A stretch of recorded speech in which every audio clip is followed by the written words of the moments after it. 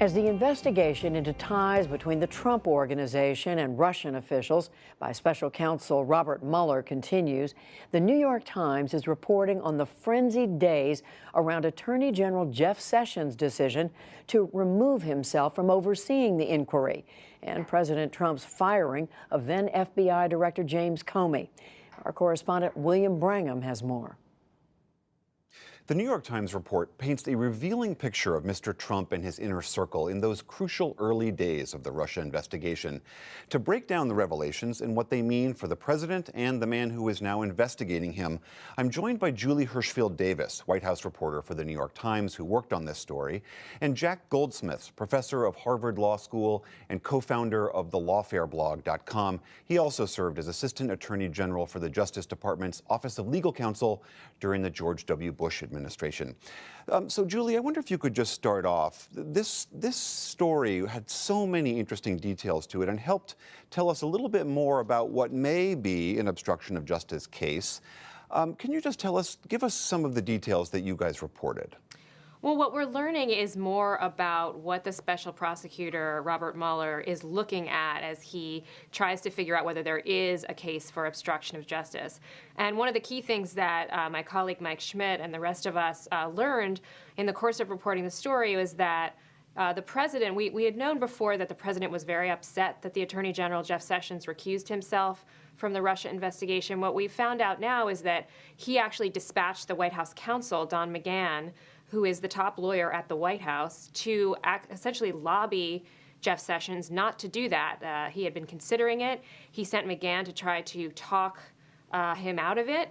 And when that failed, Trump really erupted in rage and said he wanted a protector just like previous presidents. He felt that he wasn't being personally protected in the way that he wanted to be.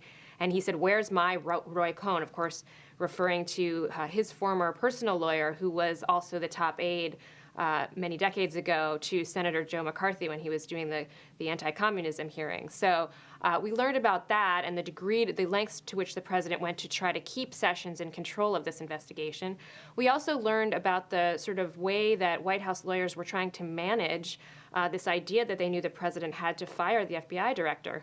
One of the lawyers in the White House counsel's office knew that he wanted to do this, that he was considering it, and had told the president that he needed a reason if he wanted to fire the FBI director. He subsequently researched that and found out it was not, in fact, the case, but he deliberately kept that information from President Trump because he was afraid that he would act on it and go ahead and fire Jim Comey, which, of course, he did.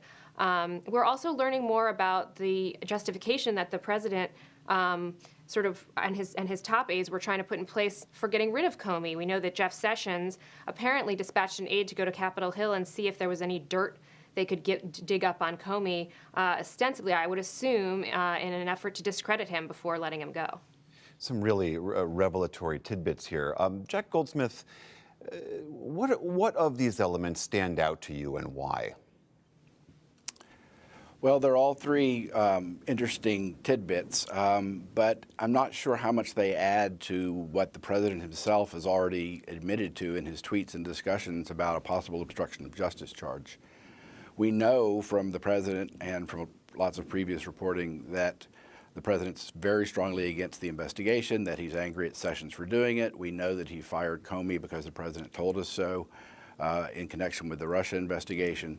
There was a lot of interesting detail in the story that gives a lot of richness to what we already know, but I'm not sure it advances our understanding of a possible obstruction of justice charge. And again, we should say we really don't know if Mueller is pursuing obstruction of justice, but you were a lawyer, served in the Pentagon and the DOJ. Is your sense that these elements start to add up to what feel like an obstruction case to you?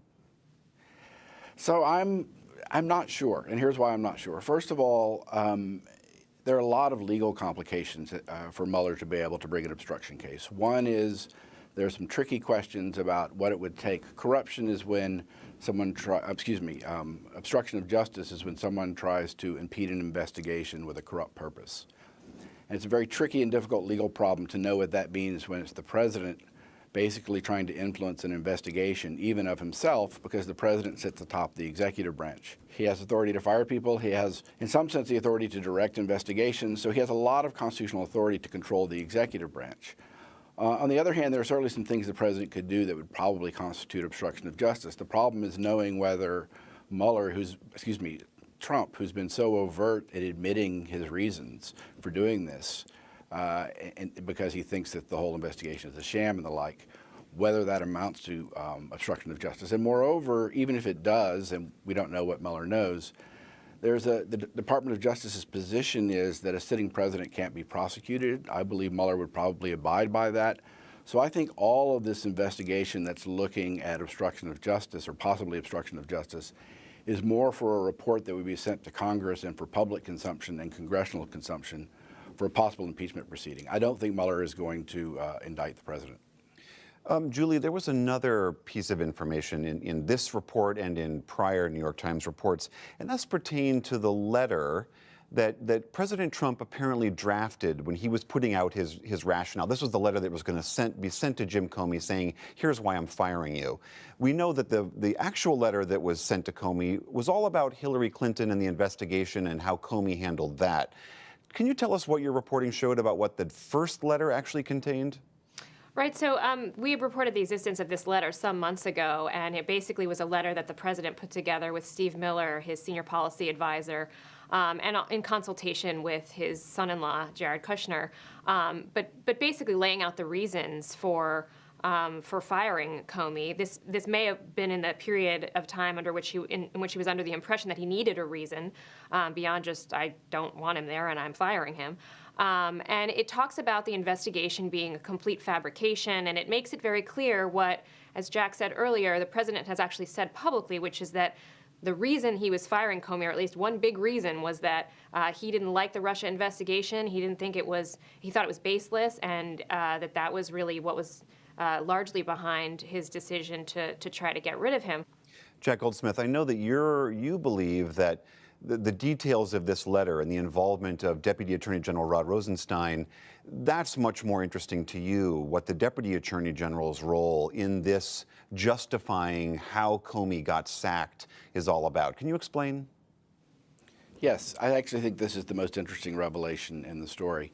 So the Deputy Attorney General, Rod Rosenstein, is acting as Attorney General for purposes of supervising Mueller. He was the one who appointed Mueller, and that was because his boss, Sessions, recused himself. So Rosenstein is actually supervising Mueller in his investigation. And Mueller is ostensibly investigating whether or not, at least according to reports, whether or not Trump's firing of Comey was an attempted obstruction of justice. So what makes that problematic is that Rosenstein was also involved in the firing of Comey. He wrote a memorandum to the president that the president in his firing letter relied on. He said it was the reason he fired Comey. And then it turned out soon thereafter that it really wasn't the reason he fired Comey, that the memorandum was pretextual, at least for the president. And what the New York Times reported last night shows is that Rosenstein himself, before he wrote his memorandum to the president to justify firing Comey, knew that the president was motivated to fire Comey because of the Russia investigation. So that seems to put Rosenstein, who's supervising Mueller, right in the middle of what Mueller's investigating. And that seems to be a conflict of interest. So it's a puzzle to me. But Rosenstein has said he doesn't believe he has a conflict of interest. He's testified about that. He says if he has one, that he will recuse himself. So it's a puzzle how he can supervise an investigation that seems to be investigating something he was involved in. All right, Jack Goldsmith, Julie Hirschfeld Davis, thank you both very much. Thanks. Thank you.